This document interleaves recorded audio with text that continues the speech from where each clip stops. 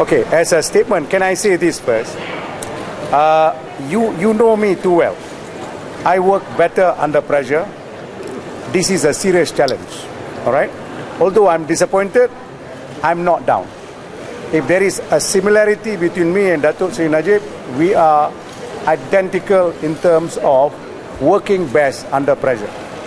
So I think our challenge on the appeal will be mounted in a higher format, in a higher gear, because we believe our case is strong from the very beginning. But we were troubled when the defense was called with the grounds that were provided, all right? Because the grounds does not seem, it is an honest judgment. Let me say this so that I don't get into trouble. Yeah, I think this judge is honest, but I think he honestly made various mistakes. Okay, and from the judgment in the at the defense, or rather at the prosecution stage, he has gone into the current final judgment, and we find that the error has compounded. Perhaps because he cannot unwind the reasoning that he has provided. Yeah? So I feel that we have got the strongest of chances to win the appeal. This is a case where the judge himself have said, in no uncertain terms, it is a case that provided factual metrics as well as the legal issues like no other cases before this. And when I say this is a case that is the biggest trial in the world, I'm not exaggerating. And there are several legal issues that you may want to consider in your assessment of what we are saying. This is the first case ever where a shadow director, who is not a director of SRC, is considered as a person who can call the shots over and above the board of directors. This is a principle I've never heard of before. Although shadow directors is a concept, but never applied in this form, especially in a criminal case. That's number one. Number two, this is also a case where principles of company law has been thrown aside, because the learned judge said that a shareholder can literally take away the function of the board of directors, and the board of directors need not have to be liable for it. You and I know that in any company, especially in companies like SRC, the board of directors are the primary persons who makes decision, and their heads are the one on the chopping block, not the shareholders. So this is just two that I give you as example, which troubles a lot of people, trouble a lot of our defense team, because it is a clear-cut case. We feel error has been made, all right? And there is no evidence whatsoever that Datuk Seri Najib was the one who instructed the 42 million to be paid to him. If it is a gratification, you may wonder how come the charge never say who paid the gratification to him, who agreed that he should receive the gratification. The charge never even say that, and neither did the judgment who decided with Datuk Seri Najib for the gratification to be paid. So these are just teasers to you, so that you'll think about it, how wrong, but honestly, the judge has come to make these decisions.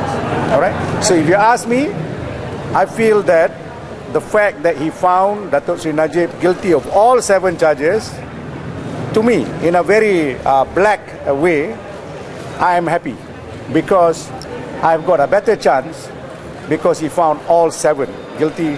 He denied every single defense point has not been taken up by the learned judge.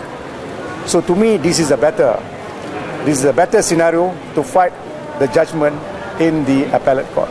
You got another 10 more judges to hear this case. This is just one judge, because in the Court of Appeal, 3 judges. In the federal court, there are 7 judges, normally over cases like this. how long will the appeal last, and what will be the prediction? I told the judge I would like to have this appeal within 3 months, the first round of appeal. Second round of appeal, perhaps the next 4 months. So we are looking at a total exhaustion of all the appellate matters within 7 months. But the first 3 months, the first case. All right?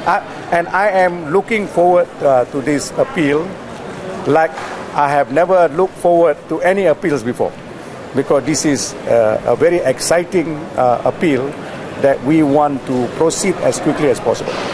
What do you think of the sentences? Sorry? What do you think of the sentences, the jail terms and 210 million fine imposed? Okay. I don't think the judge has got a choice because of the views he has taken. The amount of money involved, no doubt, is only 42 million. It is not the 4 billion that we are talking about. But he is influenced by the fact that the abuse of power related to the 2 billion and the 2 billion, although the gratification is only 42. I think he is stuck with his own judgment, and therefore he came to that that punishment that he handed down. We will of course appeal both on conviction as well as punishment. We think we got a good chance for both. Yeah. Sorry. All right. Well, the trial before this judge has been fair. Yeah, you have to give him credit for that. Yeah? He gave us all the latitude to hear, and my only complaint is he does not seem to apply the criminal concepts and philosophy, criminal law concept and philosophy. He seems to have applied more of a civil concept, because in criminal law, if you have a reasonable doubt, just a mere doubt, you have to throw the case out. Whereas in civil cases, you do the balancing act. Who tells the truth? Who has got a better case? You balance it. Even if it is 10% more on this side, you give it to this side. Yes.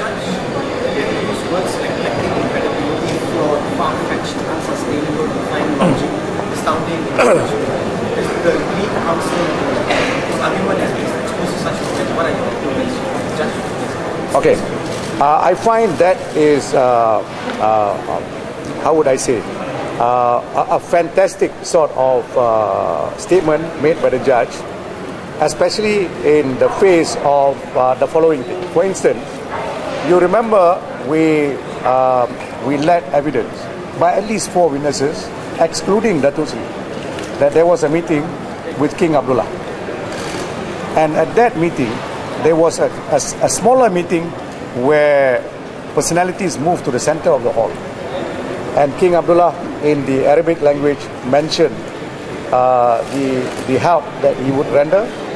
And immediately after that, the help that he would render was, among other things, financial. Because on the way out, you remember there was evidence led that Anifah Aman said so, Datuk Seri Najib said so, namely this, and 𝐂𝐁, the Minister of 𝐂𝐁 also said the same thing. When Datuk Seri Najib inquired, did I hear correctly that King Abdullah wanted me to open a private account to receive this money? And Anifah Aman said, yes, that's what I heard. Now, how could you dismiss the meeting having taken place merely on one basis? Whether the meeting took place on the 10th, 11th or 12th, because people cannot remember, because this is an unofficial meeting, because the actual official meeting took place on the 13th. We did say this took place just before the official meeting. Now, as to the date, that's not so relevant. It is a mere irregularity, because if we want to fix, if we want to perjure, we can do a better job. Among all the witnesses, we can say, let's agree on one date where we can prove. The fact that there is a slight inconsistency shows that the witnesses did not get together to fabricate. Okay, that's one example. The second example, you remember the meeting in the same palace after King Abdullah had passed on, with the two princes and people from MACC and lawyers and so on. That meeting took place, but the judge doesn't seem to think and pay any credibility to that version. Even the MACC witnesses said so. Yeah, one question. Yes. We noticed that Dr. Sri Najib, he swear 3 times in different occasions to guarantee he didn't know all the things. So will his swear play a function for the appeal, in the appeal? Can you repeat? Can you repeat? Don't wear that, please. Yeah. Repeat. Dr. Sri Najib swear 3 times. Oh, okay. Yeah, he didn't know. So will this swear influence the result of the appeal? Well, he should, because if you know the Muslim philosophy and the religion, this is not something easy for any Muslim to swear by God's name. And that is a formula of taking an oath, because consequences if you lie is great. Muslims believe that. And Datuk Sri Najib said this, and there was another occasion, you remember Datuk Sri Najib went into the mosque and swore. That was about the Al-Tatuya matter. So he is prepared to do this because that's the truth. It goes towards credibility, whether you can believe a witness or not. These are some of the elements you look at. Okay? Any other question? Okay, thank you. Okay. Thank you. Late. Thank you. Thank you. Bye-bye.